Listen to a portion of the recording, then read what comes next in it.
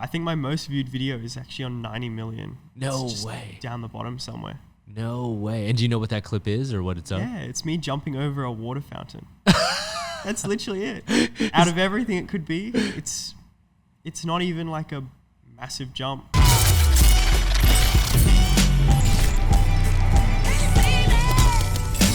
What's up, guys? Today's guest is a professional parkour athlete that has amassed 3 million followers on TikTok. Please welcome to the JAMCast, Michael Khedoori. What's up, man? Hey, guys. Yeah, I'm Michael. Good to see you, man. Dude, this is so surreal because for the longest time, we would only shout you out in jam videos online, and you are currently in the States. So what are you doing here? Yeah, look, I just came here for a holiday. That's it. That's amazing. And how long are you out here for? I'll be out here either the second week of February or till the end of February. Okay. And what was it that inspired your trip to Los Angeles? Like, have you been here before, or is it strictly to train, or like what made you pick LA? I've been here before, but I mean, one of my mates had some time off work. Okay. And just turned out that he wanted to go here, so no way. now we're here. And so for those that don't know, where are you originally from, and like where do you call home? Yeah, so I'm from Sydney, Australia. Okay. So I live right in the heart of the city. And what is the current state of things over there? Is it like better weather in LA, or did you just come out to escape like the current COVID situations? Like, I didn't come out for a specific reason. Okay. But the COVID situation in Australia is not the best at the moment. Oh, it's so a bit bad. Is it just strict, or what's different than out here, I guess?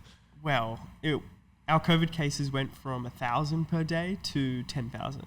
Holy crap. So Okay. Big boost in numbers. Big. Have you caught it yet so far in the last 2 years? I don't believe so. You're just too fast, bro. Run away from it. Yeah, I know. That's what me and Bailey said. We're like, dude, 2 years, we haven't caught it yet. We just got to try to not get it at this point. You know what I'm saying? Exactly. Super cool. And then for those that know, like obviously there is there's a scene down in Australia, and I guess it's just more so. There's a lot of very popular parkour athletes with following. So obviously we got the Possum brothers down there, and obviously Dom. Where do you live in relation to them, and like how far away are they? So me and Dom live quite close to each other, Okay. within a 20 minutes drive. Okay. We're always training together. The Pawson twins, they live up in Brisbane. And that's in a whole nother state. So Okay. that's a 13-hour drive to get to them. Holy crap. Is that something that you would drive to, or would you fly to if you saw them? You'd fly to it. Okay. You wouldn't drive it. You wouldn't want to, at least. That's crazy. I think we just take for granted how big it is, obviously, over there. Yeah. It's very spread out. Like you can go an hour out of Sydney, you'll still see places, but it's very spread. For sure. And with that many people that are, for lack of a better term, like parkour influencers all in the same country, so to speak. Well, what is the scene like over there? Is it growing like since you've been a part of it, or like what was it like when you first started? Yeah, look, it is growing for sure. When I first started, it wasn't as popular. Okay. I have seen an increase in trading and an increase over time, and it's mad to see. It's really cool. That is great. I was on set for a Super Bowl commercial this week, and literally yesterday, one of the girls that was an actress came up to us and was like, "Hey, I heard you guys are the stunt team." We're like, "Yeah," and she's like, "Man, my son watches this guy named Dom Tomato," and I'm like, "Really?" And she's like, "Yeah, he watches every one of his vlogs. All he wants to do is like be like him." And I'm like, "Wow, that's pretty crazy that like the reach you can have on YouTube just to inspire some kids around the world." Exactly. It's amazing. Through social media, you can inspire everyone. 100%. It's crazy. And so like we got to get into the origins of your story before we talk about everywhere you are now. So like how old were you when you first started parkour, and like how long ago was this? I was just before I turned 15. And when would that be? I'm not sure what year that is. But how old are you now? I'm 20 years old. 20? So 5 years ago? Okay. Yeah, all right. 5 years ago. Damn, that's not that long. Okay. Yeah, I haven't been training for a very long time. Still, 5 years is a long time. Yeah. Before I started parkour, I used to do skiing, skiing.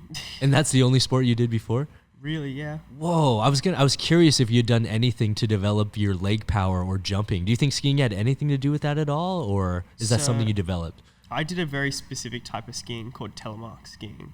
It's cross-country skiing, where your heel like lifts out of the boot, so you can kind of lift up. Okay. Your toe is the only piece clipped in. Oh, crazy. So you're pivoting on your toe. Okay. So for each time you want to turn, you have to lunge to turn. Okay, so you were building your legs through that. Yeah. Did you do any other sports that involved jumping, I guess? No. No Just way. really just skiing. Crazy. All right. And so with skiing, though, back there, like, is that like a year-round sport that you do, or how were you able to practice that? Like, No, sadly, it's only like a month or two. no Which way. is why I stopped skiing and I switched over to parkour because I couldn't ski all around. That's crazy. And what was it that first got you introduced to parkour? Do you remember that moment where you saw it first, or what inspired you? Basically, one of my mates took me to a parkour class called, a parkour gym called Aapes. Okay. At a first timers class, and I fell in love with it and just kept doing it. No way. So you actually were one of those kids that went to a Yeah. class first. Yeah. That is I crazy, went to a man. little first timers class and it was like, this is sick. And so how many days a week did you start your training then? And were you exclusively just taking Apes classes at first, or? At first, yeah. So at first I was training 2 days a week, and then I begged my mum to go 3 days. Started going 3 days a week. I was kind of like a gym athlete for 2 years. Okay. And then I started switching to outdoors, and then I started training with Dom, and it was a whole process, and here I am now. That is crazy, man. That is so wild to see that you were actually like a kid that grew up in classes, and that's how you developed your basic skill set. Did you do like a heavy focus on parkour back then, or did you do flips as well? Because I feel like a lot of the videos we see now, you'll throw in some flips here and there, but it tends to be a lot of parkour based and a lot of like gigantic jump based. Yeah, so I used to be able to do flips. Sorry, I used to be able to do flips. I don't do them much anymore. I had quite a few. At one stage, I could congainer on concrete. Whoa, no way. I've only ever done 2, so we'll leave it there. But I mean, I kind of just phased out of flips. I got more interested in parkour. And what was that? Is that just like a style-based decision, or was it just you found yourself practicing one more than the other? I found myself getting hurt a lot more doing flips. Ooh. And then with parkour, I found I barely hurt myself. No so way. I decided that parkour was the way for me to go, and I enjoyed it so much more, so I just kept doing it. That is crazy. And that lends myself to asking, like, if you had any major injuries along the way. Have you had anything substantial? Not substantial, no.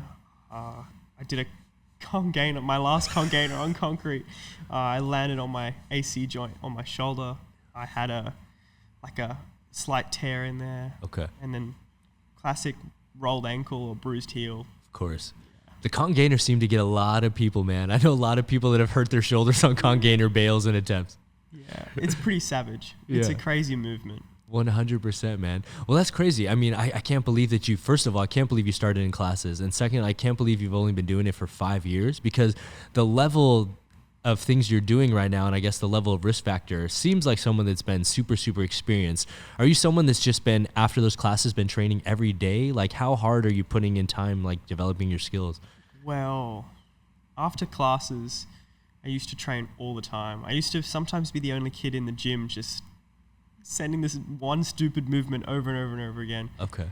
But it's a lot of practice. That's really all it is. Okay. And passion.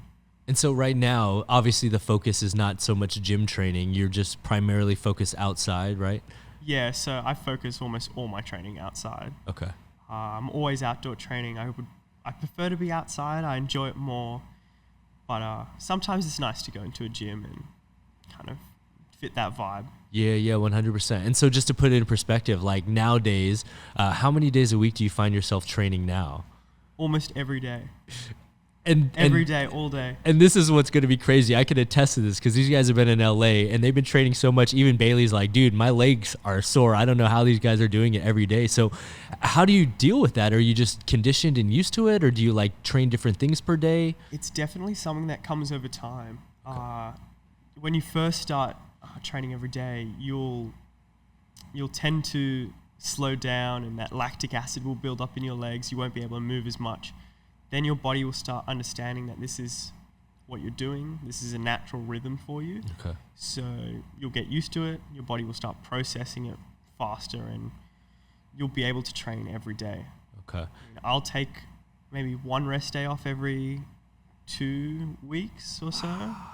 But that's more because I'm like, I want to just do something else or like just relax a little bit. 100. And I think one question people would want to know is if you're training every day, like how long are these sessions? Like people would probably assume like, oh, maybe he's just doing like an hour a day or something like that. They're definitely not an hour a day.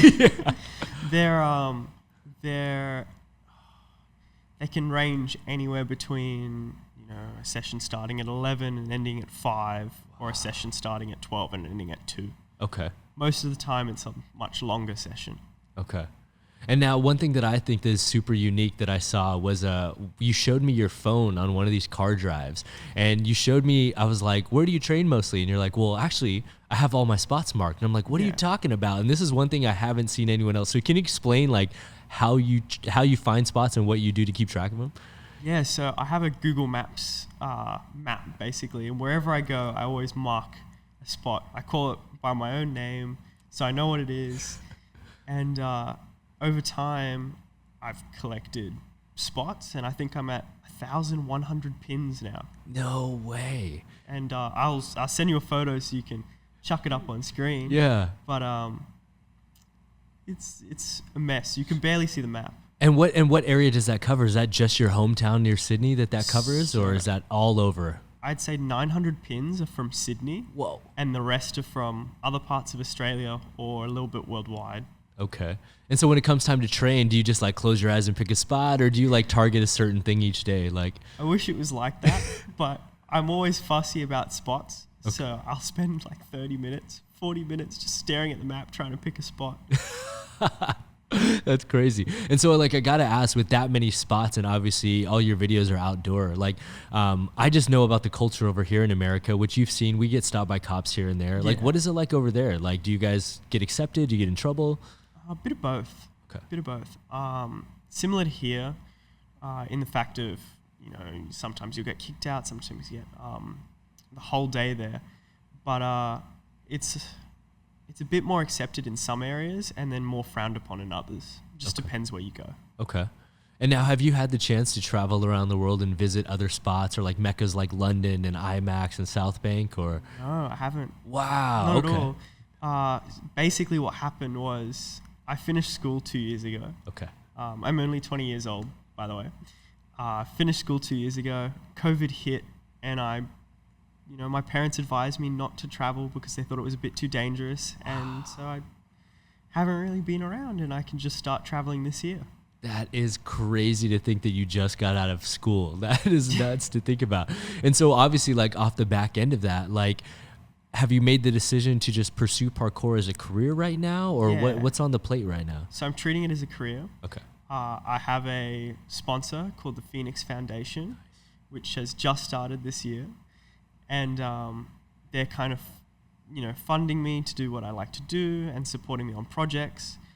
They're a foundation dedicated to get kids more interested in sport. Oh, that's awesome. It's really cool. That's super cool. Yeah, a nice thing to be a part of.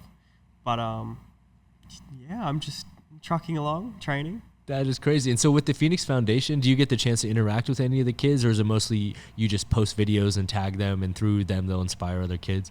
A mixture of both. Okay. Mixture of both. So I'm inspiring other kids through my content. That's one. But I'm also doing, classes and workshops potentially around the world later this year. Okay. And now one of the things I think that helps lend itself to sponsorships is obviously amassing a following online to become, an athlete and also like an influencer, for lack of a better term. Yeah. So right now your TikTok has amassed 3 million followers. Do you remember, like, was it one specific video that took off and went viral, or has it been a slow, like, build? It's been a mixture of a lot of videos that have gone viral. I don't know. There's a lot of my videos that are in the millions, and it's just been consistency. Okay. And the slowly growth. Yeah. I know there's a couple that are pinned, like one has like 30 mil or something right now, like something like that. I pinned up the drop from Capstone. Yes. And something else. But I think my most viewed video is actually on 90 million. No it's just way. Down the bottom somewhere. No way. And do you know what that clip is, or what it's on? Yeah, it's me jumping over a water fountain. That's literally it. Out of everything it could be, it's not even like a massive jump, but That is crazy, man. And so, like, how do you differentiate between, like, what footage you put out? Are you someone that films every single thing you do, or do you pick and choose what gets filmed? I definitely don't film every single thing. Okay. Sometimes I go out training for a whole day and I won't film anything. Okay. I'm a bit picky with what I put onto TikTok. As for Instagram, I put out new content every day. Yeah. I've been doing that for 3-4 years now, actually. Wow. Every day posting. And I don't film everything, to answer your question. Okay. I kind of just film what I enjoy. Okay. That's crazy. And so, like, obviously you mentioned that the fountain video is the #1 most viewed. I just wanted to know if there was, like, a certain style that people are most into, whether it's, like, big drops that you do or gigantic jumps, or, like, is there anything you see that has more turnover as far as views? As far as views, everyone loves the big drops. Okay. You get a lot of comments about this guy's knees are going to be broken when he's 40 and that sort of stuff. But I think engagement-wise, there's not much. They're both roughly the same. Okay. And now just to counter that, like, obviously that's what gets the most attention and views, but what do you enjoy the most in parkour? Like, what aspect do you enjoy training the most? That's a good question. I prefer anything airtime related. So that could be a big drop, running jump, silly arm jump or cat leap for you guys. And really anything that involves flying through the air. Okay. Basically. Crazy. And so is this something that you, like, built up to over time? Because I think when people see the end result, they're often blown away, whether it's you or Dom, and people are just like, I could never achieve that. But is it something that you think is achievable for everyone if they take progression? Or how did you personally build up to doing these big drops? A lot of it is, with the big drops, it's a bit different. Big drops, it's all about technique. But with the running jumps and bigger jumps, it's all mental. Most people can't do them because they can't push past that mental barrier and unlock sort of that new form of movement. But yeah, I think everyone can do it if they sort of open up their mind for that. And so how are you able to overachieve that? Is it mental training? Is it just like having confidence in yourself through doing things over time, or? Definitely a mixture of both. So mental training, and how I like to look at it is running through the motions before you're doing it and knowing that you'll make it and knowing that you'll be fine. You can see sort of all the outcomes and you know how to handle each outcome if it was going to happen. Okay. And now you mentioned big drops. It comes down to actually the technique. So yeah. You don't have to give away all your secrets, so to speak, but, like, is there something that people should focus on, or what do you think is the secret to that? Well, I think everyone can take big drops to some degree, but everyone has their own technique for it that works for them because everyone's body's different. I've been frowned upon here and there for not rolling. Yes. But rolling doesn't work for me. I actually don't believe in it for direct downwards impact specifically. Yeah, I understand. Okay. Yeah, I find it more difficult to roll because you have to get your shoulder around as you're coming down than it is to, as I call it, ground cat or ground Kong. Yes. Which will lower yourself down and distribute it forwards. Okay. And is that something that you just developed over time, or did you watch anyone to determine that? I didn't really watch anyone. I just started doing it and it became a habit and now it's stuck, really. Crazy. And so do you do any cross training to continue to build up your legs to sustain these big impacts? I should, but I don't. The easiest way to put it. That is crazy. And is that something that's a concern for you as you continue to get older? Because obviously the comments, like you said, everyone's just talking about how long will this guy's knees last? Is that anything that ever crosses your mind? No, not really. My knees, they feel great. I've never had any issues with them. Same with my ankles. They've always felt pretty good. I might hyperflex them here and there on something silly, but all round I feel pretty fine. I think my physio told me my weakest point is my hips, so I'm trying to fix that. And what's wrong with your hips? Is it flexibility or range? Or? I'm not too sure. He just said my pelvis can tilt forward sometimes, so I'm trying to just strengthen that. But that's the only thing I know that's wrong at the moment. Crazy. And so, like, obviously, you haven't sustained too many major injuries, but has there been any missions or jumps that have gone terribly wrong or caught you by surprise? Not really. Everything sort of goes... There's two ways a jump goes in my head. Either you make it or you don't make it, or maybe something else happens. But most of the time, everything just always goes to plan, or it's a controlled bail. Okay. So... Okay. Yeah. And so off the back end of that, like one of the things that I want to get into eventually is talking about Capstone. But just because we've just talked about something that's gone wrong, I think the first thing we could do to introduce that all is there was a jump in the Capstone video that went extremely wrong, and you were there for it, got to show me some BTS clips of it. Yes. So can you just set the stage of like what happened on that jump and what went wrong? Like, was it something that had been done before, or was that the first person to ever attempt that jump? Like, what happened? So... Every capstone jump in the whole video was the first ever time it's been done. Okay. That's sort of what makes it capstone in a way. But with Justin's jump, which is the jump I believe you're talking about. Yes, the it Shin. is. Yes. Yeah. From my understanding, what happened was he did the plyo. When he hit that angle, his feet weren't on the edge, so he couldn't stop himself from... You couldn't power the force through the wall. Oh. Instead, when he hit it, his feet slid, which means he didn't get his full power. Yeah. Would have made it fine if he had his full power, but his feet just weren't on that edge to pull that in. I'll do a demonstration of that for this camera. He landed in the middle of the wall. He didn't land on the edge, so he couldn't push away from the wall. So his feet slid as he hit the angle. But he came in a bit tight and hit his shin. He's okay. He had to go for a skin graft, and he's fine now. No way. And it only affected one shin though, right? Was it one that caught, not both of them? Only one shin. He came out of hospital walking. He wasn't meant to walk, and he just walked out. No way. Was there any structural damage, or was it just like he tore off a bunch of skin on the top? He was very lucky. No structural, no ligaments, not much. I don't think there was any muscle either. I think it's just a really bad shin. Wow. So just an ultimate just lose the skin on the top of your shin type thing. Yeah. Holy crap. It was the worst shin I've seen. Yeah, it's up there with probably the top two. I showed you one of my friend also, and those two take the cake. I think what's crazy in the video is that he has like this sense of calmness where... He was very calm.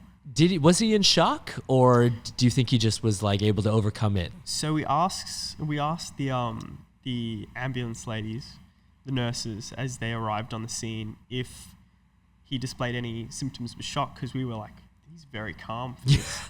He was like, they were like, he's not really expressing any symptoms. He's got a couple small ones, but he's surprisingly calm, what they said. Crazy. Yeah, I remember in the video, he like kind of sits down and then just asks for a cigarette, I think. Yeah. 10 seconds after the bail, Sam runs over and he's like, Sam, can you grab me a cigarette, please? No way. That's that. Wow. And so what happened? Did he get rushed to the hospital? Did you guys call an ambulance to site? So Dylan was as soon as it happened, I saw him on the phone already calling. Okay. He had the fastest reaction time to call an ambulance I've ever seen. Wow. And the ambulance was there quite quickly. Okay. Which was quite lucky, and went well. That is crazy. Did that shut down the session for the day, or did you guys keep filming after that? We kept filming after that. We kept trucking along. We made sure Justin was okay in the afternoon. Okay. But that day is when I spotted that massive downwards drop arm, that 3-story down drop arm jump. No way. So you accomplished that even after seeing someone go down? I did that I can't remember exactly. I remember spotting it the day Justin went into hospital, because it's actually right next to the hospital. Okay. I didn't know it was there. But so I saw that, and I can't remember if I did it. I think I did it within 4 days of seeing it. And I remember setting up Justin on a FaceTime call on the phone, just sitting there so he could watch it happen. He watched all 4 attempts of it. Damn. He just hit down. I couldn't grab it. Yeah. I tried. Crazy, man. And so just real quick for everyone that's probably wondering what we're talking about in reference to Capstone, you're even sporting the t-shirt right now. Can you just let people know what Capstone is? So Capstone it's not a team. It is a clothing brand in a way, but they're designed to help athletes accomplish great things in the sport. Okay. Is the best way to put it. Okay. They just want the best way to say it, the highest level of movement, capstone level, yes, is what they're calling it, to be pushed. Okay. And who formulated and who is the founder behind this and who is a member of it, I guess, even though it's not a team? Like, who do you guys collectively film with when you do? So Sam and Justin and, Phil Doyle as well. Wow. Are the, I would say, founders of Capstone. Okay. They've been sitting on it for a long time. And, it's their journey and their baby, and they're making it happen. Crazy. And so who do you guys integrate when you guys film? Is it mostly Australian athletes, or who's a part of it, I guess? Obviously Phil's from the UK, so. Yeah, so really it's all different types. It depends. So eventually there'll be what they want to achieve is there'll be different capstone projects around the world. Okay. With different athletes who are pushing the sport to the max. So Capstone Australia was Capstone but with the Australian athletes. Okay. Whereas the Capstone UK, which will come out quite soon. No way.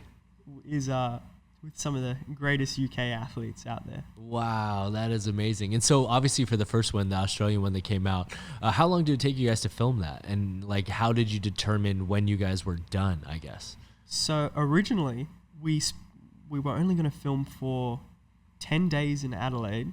Okay. And 10 days in Brisbane. Okay. That was going to be it. It turned into a 1.5, 2 months of just like kind of jumping from city to city in Australia. Okay. Doing some crazy stuff. It was an amazing experience. That's crazy. And now, did anyone sustain any injuries besides Joseph in his jump, obviously, or? Not really. Okay. Just like you have me and Dom coming back from the same day, being like, "Yeah, this is sore. This is sore. That's sore." Amazing. Really not too much. And how did you guys determine that the video was done? Did you guys have a certain length or a number of missions in mind, or how do you like finally be like, all right, we have enough footage to finish this? I think we had enough footage after the 10 days, but we just kept going. And we just kept, as we found more challenges to do, we just kept doing them, kept trying them. And we kind of knew it was done when we finished the last scene, which was the Melbourne filming. Okay. And so like, do you guys have plans to do more collectively, or is this something that was like kind of a one-time thing to get you all together because you're so spread out? Well, there might be something in the near future. Okay. That could be involving all the Australia athletes once again, but we'll have to see. Amazing. And so are you someone that thrives off of being around high-level athletes like that, or do you prefer solo training? I hate solo training. Oh, okay. I cannot solo train for the life of me. Okay. So I like being around other people and other athletes. Really bring my energy up. Okay. Basically. And so who do you normally train on a consistent basis? Do you have like a go-to training partner, or do you just kind of collectively draw upon who's free that day? Yeah, so when I'm back in Sydney, I'll usually just train with Dom, really, because me and Dom are the only people who train every day back in Sydney. Okay. Everyone else has either a full-time job or isn't free to come out training. Okay. And so do you ever, and I just asked this question because obviously you're on a super high skill level too, but do you ever feel any pressure or intimidation training alongside guys like Dom? Like, does it ever force you to do things like even bigger just because he's there? No, not really. Usually it's just an energy thing or a vibe thing. Okay. So you can have a bigger vibe and you can get more excited to do some jumps, but I wouldn't say I would feel pushed to do anything. Okay. And at this point, do you guys ever get recognized in the local scene at all when you guys are around training, or I guess? Yeah. Me and Dom have a friendly competition that I'm definitely going to lose. That's we have a tally for who gets recognized while we're out together. He's always ahead because if you look at the statistics, he's on 1.7 million on Instagram. Yes. And I'm on much lower. Yes, yes. So evidently he's going to win. But your TikTok is growing pretty big, you know? Yeah. So. I mean, my TikTok audience is US based mostly. Really? So Okay. I don't get noticed. I don't get noticed as much as him in Australia. Crazy. But I think he's on like, we only started it recently, just before I left. So I think he's on like 7 and I'm on like 4. Oh, it's so funny, man. Yeah. That's so funny. I heard a rumor that he's going to be coming out here to LA, so. Potentially, yeah. Okay. Potentially. That'll be super dope, man. And so, like, obviously with that being said, like, you guys are known within the community and people probably look up to you. Is there anyone that you watched growing up, or is there anyone that you currently watch right now? Or do you kind of just stay in your own lane and stay focused on yourself? I used to watch a lot of Team Farang. Oh. I used to, yeah. I watched a lot of Star for a while, but recently I've kind of dropped off watching YouTube in general. I've just sort of watched a lot of Instagram, and that's really it. Yeah. Wow. Okay, that's super cool. And so now, obviously, with the level that you're at, too, another obvious question that people tend to ask is, are you going to compete, and do you find competitions fun? And I know you have done some in some regards, but mostly speed contests. Yeah. So I consider myself more of a speed athlete. I don't think I'll enter into a free running comp. I don't feel confident in my ability with flips and stuff to compete in a free running comp. Yeah, so I consider myself more of a speed athlete. I'm not that confident in free running and that sort of thing. I like speed. I like moving through a scenario quite fast. So I definitely see myself competing if it is a speed competition. And so with speed competitions, it's kind of unique because I feel like you have to have courses most times in order to do those, whereas freestyle is kind of stuff that people are practicing every day for like their Instagram clips or on their own. So do you train primarily when you have a speed comp coming up, or how do you get ready for those? No, I don't specifically train primarily for it. I try to move fast day to day. Okay. I guess. I don't turn up that volume of speed to max every day, but on a speed comp I'll just try, in a practice line, that's where I'll warm up for a speed comp. Okay. And now obviously, like, I personally, in my opinion, think that if we were to get on a bigger platform, like something like the Olympics, like it's been thrown out for years, is most likely going to be a speed competition. Yeah. It most likely will, because it's the easiest one to judge. Yes.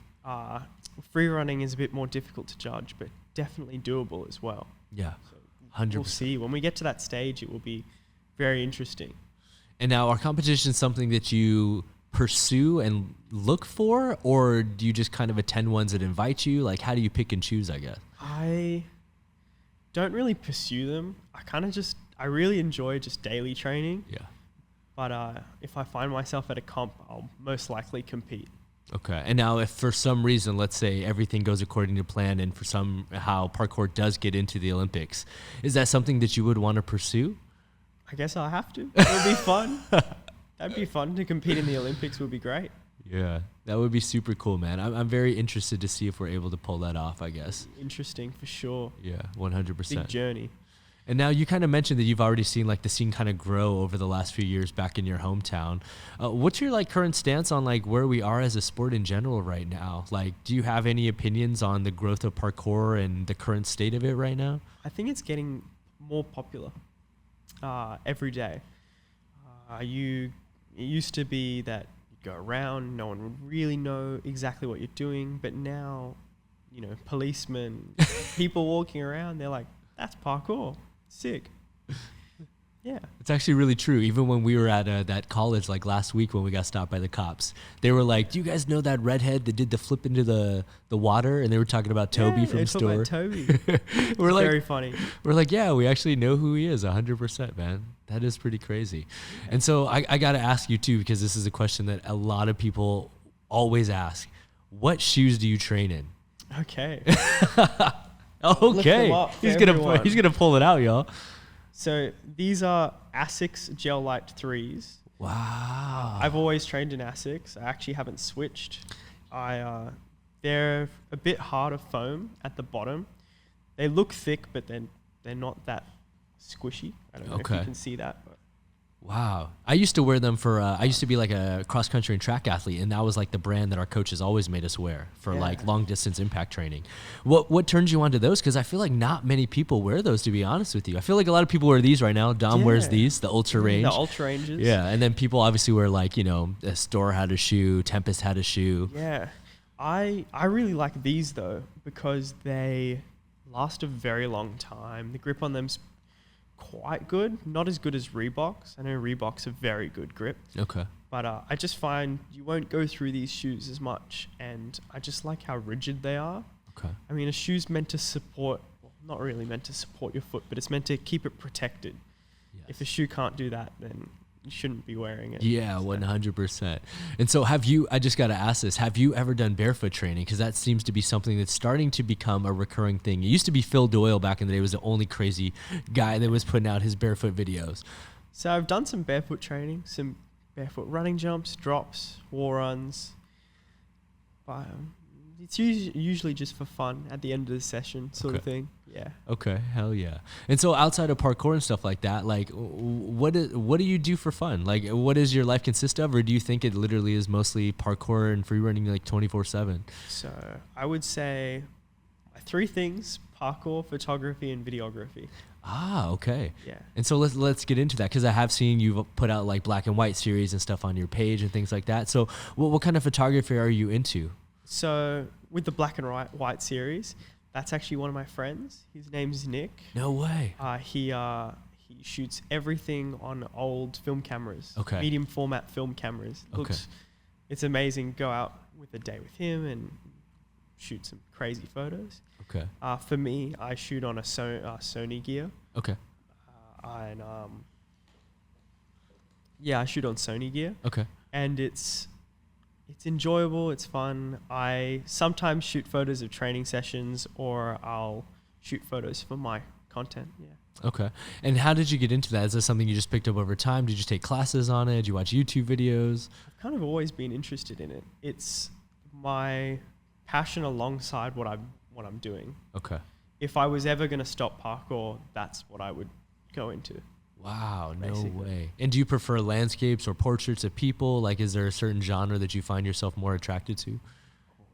Interesting. I switch it up all the time. I enjoy action shots because action's part of parkour.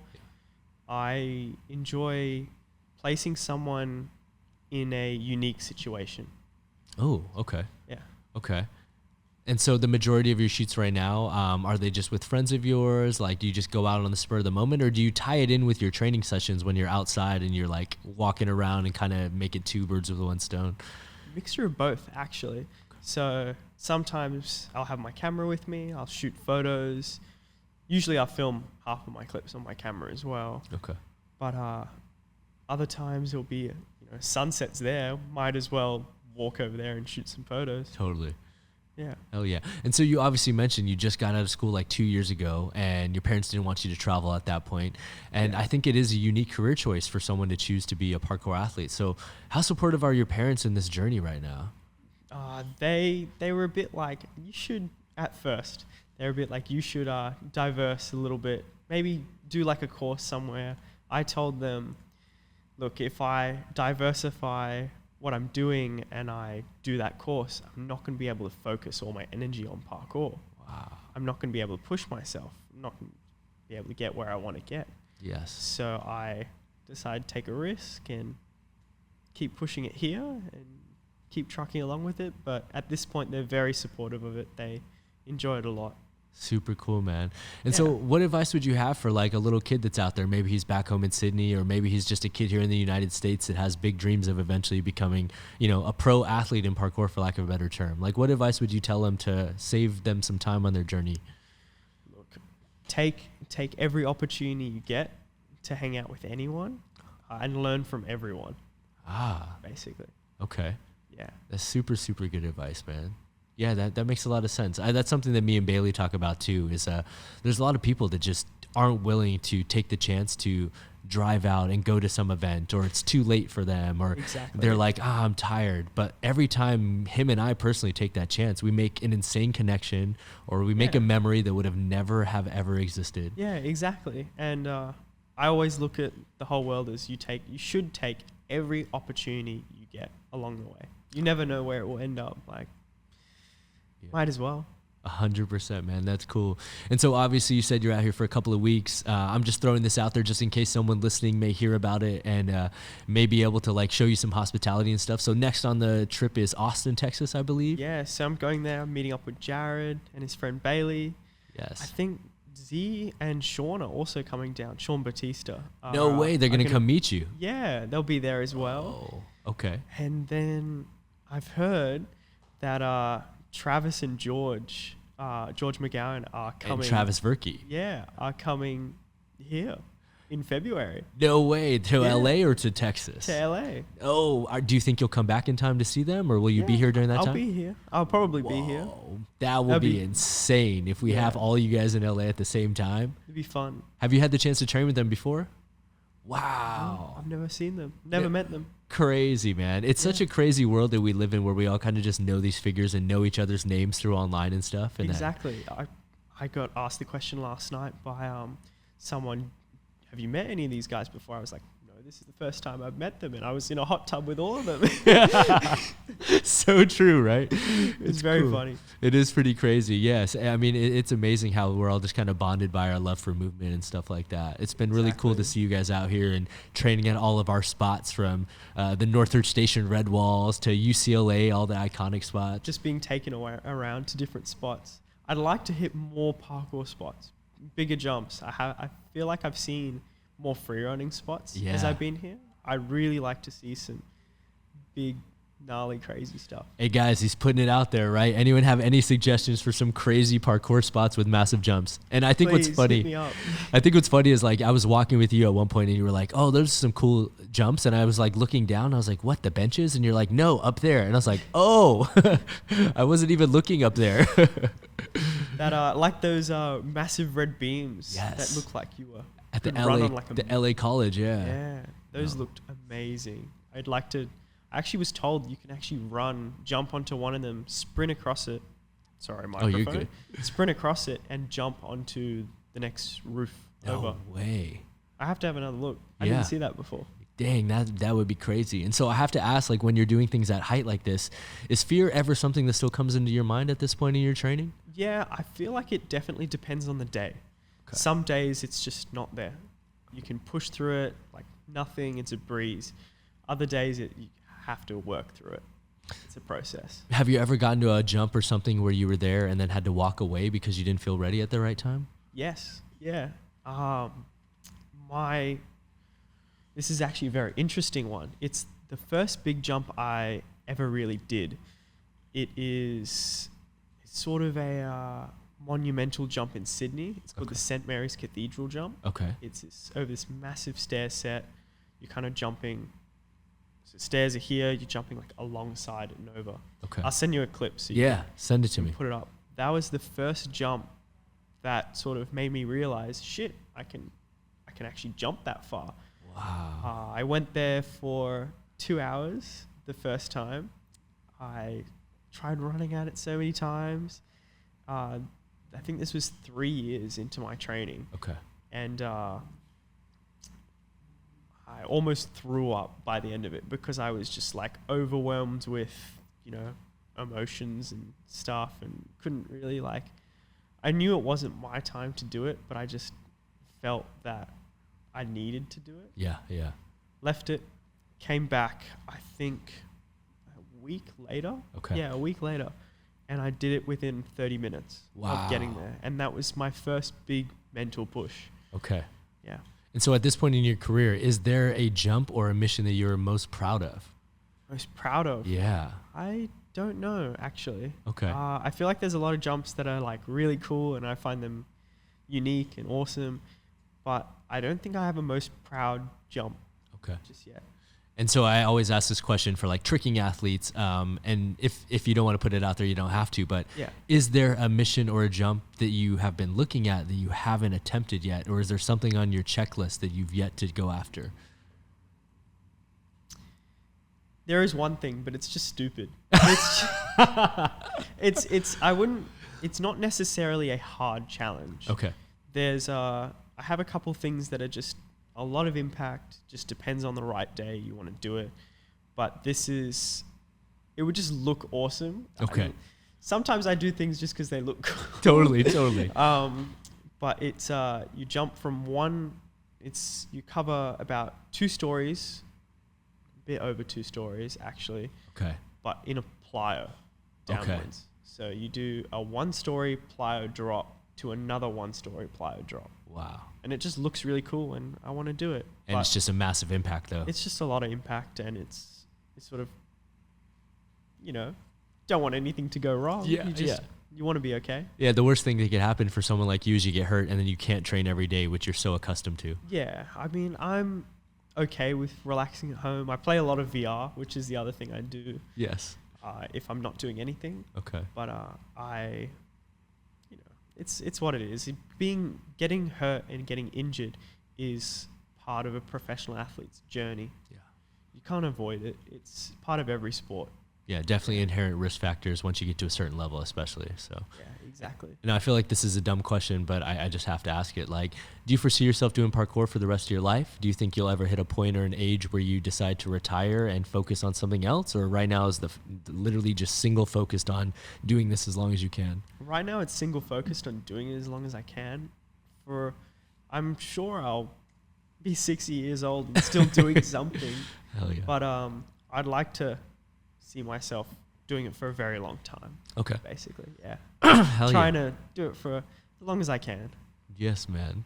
Yeah. And I'm sure it will also prove all the haters in the comments wrong if you're able to do so. Look, if I can take a story drop when I'm, 40, 50 years old, crazy. It'd be lit. Exactly, man. That's awesome, man. And so this is a question we always ask people before we get out of here, and so we'll end it with the same one. Where do you see yourself 5 years from now, and then where do you see yourself 10 years from now? 5 years from now, I see myself still doing what I'm doing now, but on a bit of a bigger scale. So hopefully I'll have a bit more sponsors down the line backing me, doing what I'm doing, kind of pushing out content on social media, and pushing through that journey, basically. As for 10 years, it's hard to say. I'd probably be doing the same thing, but to a bigger extent. Okay. I'll be doing a bit more professional level projects because that's something else I enjoy. But it's hard to say. It's crazy, man. You have a lot of time ahead of you. I'm definitely jealous, man. Super jealous. 10 years from now, I'll be 30. I know. Crazy to think about for you, right? Yeah, I'll be so old. Oh, man.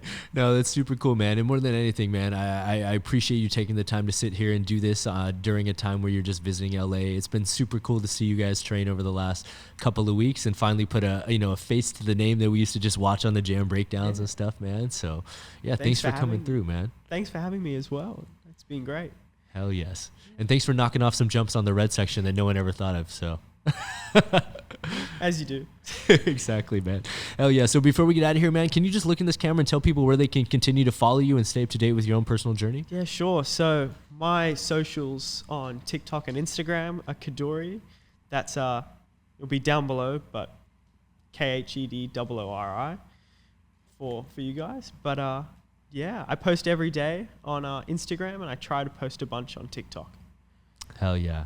With that being said, guys, please be sure to hit that like button, comment, subscribe for brand new episodes each and every week. Join us every Monday for Jam Breakdowns and every Friday for brand new JAMCast, interviewing influential members of the movement community, like Mr. Michael Khedoori himself. So with that being said, guys, I got to give one more very special shout out. Thanks for coming through, man. I really appreciate your time. Oh, good. Thank you. Thanks for having me. Hell yes. And as always, guys, coming at you, coming through, I'm your host, Travis Wong. Thanks for joining us here on another JAMCast. Till next time, we'll see you all soon. Peace.